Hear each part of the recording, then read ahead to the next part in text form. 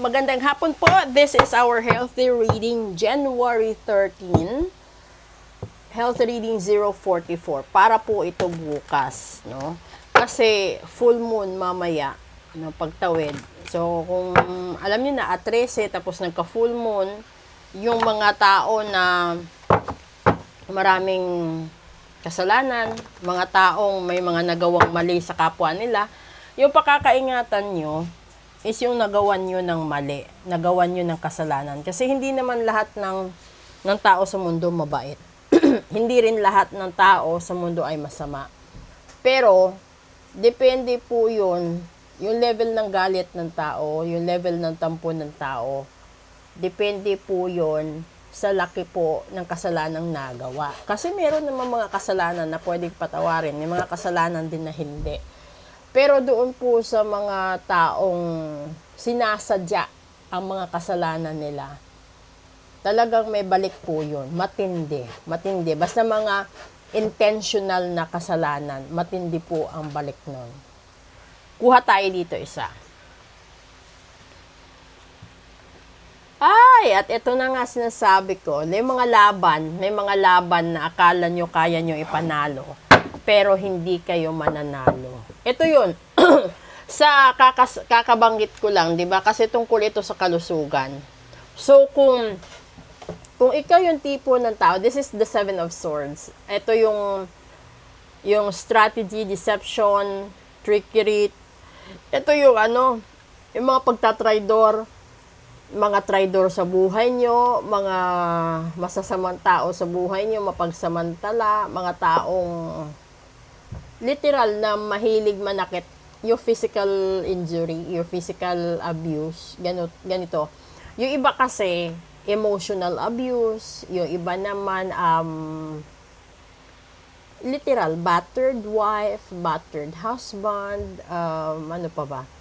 Child abuse, yung mga ganon. So, ito yun. So, kung ikaw yung tipo ng tao ngayon na may sakit ka, tapos, this is the reading for January 13. Ibig sabihin, tagilid ka dito. Matatalo ka. Ibig sabihin, bibigay ang katawan mo. Kung meron kang negosyo, bibigay yung katawan mo, hindi mo na mamamanage yung negosyo mo hanggang sa malugi. Kung meron kang pamilya at ikaw yung breadwinner, madidisgrasya din yung takbo ng routine ng pamilya mo kasi magugupo din yung kalusugan mo. So, lahat ng, syempre, wala naman yata, kasi kapag hindi ka healthy, hindi ka naman makapagtrabaho eh. So, it's either maempleyado ka, maboss ka sa negosyo mo. Kapag nagkasakit ka, damay lahat. Damay lahat. Ito kasi yung pinakamatinding problema eh. Kapag nagkasakit yung breadwinner, yung provider, kapag nagkasakit ka, yung nagmamanage ng business, papaganda ng takbo ng business, kapag yan, alam natin yan, kasi kalimitan, kapag yung mga magulang natin is magaling sa negosyo, uunlad. Kapag hinawakan ng mga anak, may mga anak na mas magaling sa magulang, pero may mga anak na hindi katulad ng magulang nila. Ay, yung dedication, yung concern. Kasi merong mga tao na, sa old fashion kasi, the parents are known sa loyalty. Pero when it comes to loyalty and pioneers, pero when it comes to children, kapag children na kasi, they don't care kung gaano ka nakatagal sa kumpanya. Basta kapag nag-coast cut sila, tanggal ka. Okay? Ito yung sistema na yung parang dadamdamin mo yung punto na nawalan ka ng trabaho, nawalan ka ng source of income, nawalan ka ng negosyo.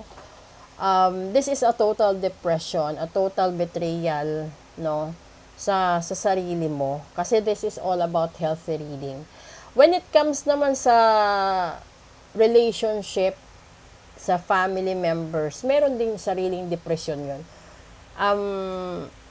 Halimbawa, sa family ito, kung sa family members or sa relationship, kapag may nalaman ka na may iba pala siya, 'di ba?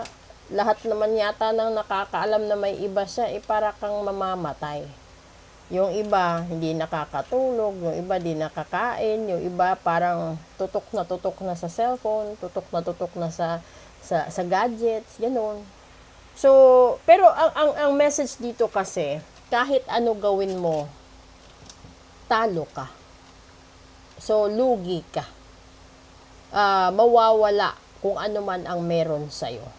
So, posible na gawa ito ng ibang tao or posible karma mo din sa mga ginawa mo sa ibang tao.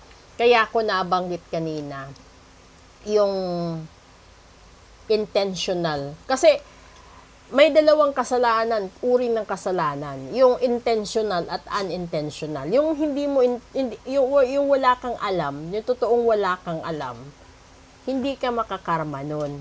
Pero kung alam mo, yung ginawa mo ay paninira sa ibang tao, kahit sa simpleng chismis, makakarma ka.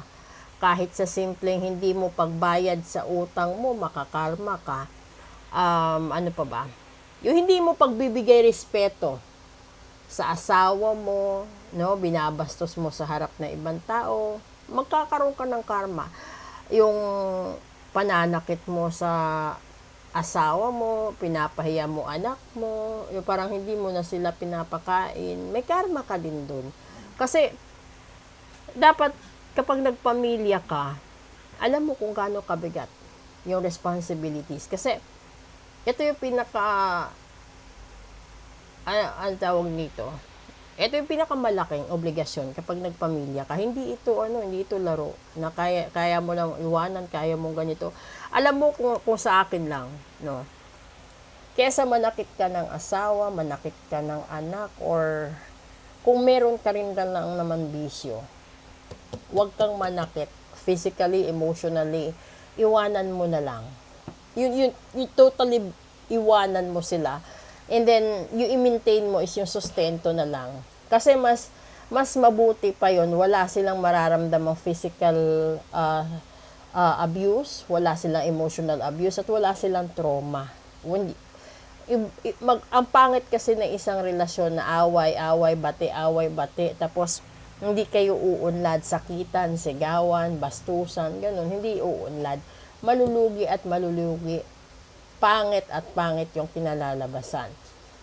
Ngayon, lahat damay kasi kalusugan nito eh. 'Di ba? Alam nyo yung tao kapag may problema, kahit anong sarap ng pagkain, kahit anong ganda ng lugar, kahit magara pa yung area mo kung saan ka nakatira, papayat ka. Yung payat na ang pangit ng aura mo. Yung payat na, alam nyo yung taong binarang, parang siyang namumutla na parang isinubsob sa harina. Alam mo yung ganon? Yung barang kasi, kapag binarang ka, yung sakit mo level. Paiba-iba ng parte ng katawan, paiba-iba ng, yung parang, yung level ng pain or yung level ng stress, iba-iba.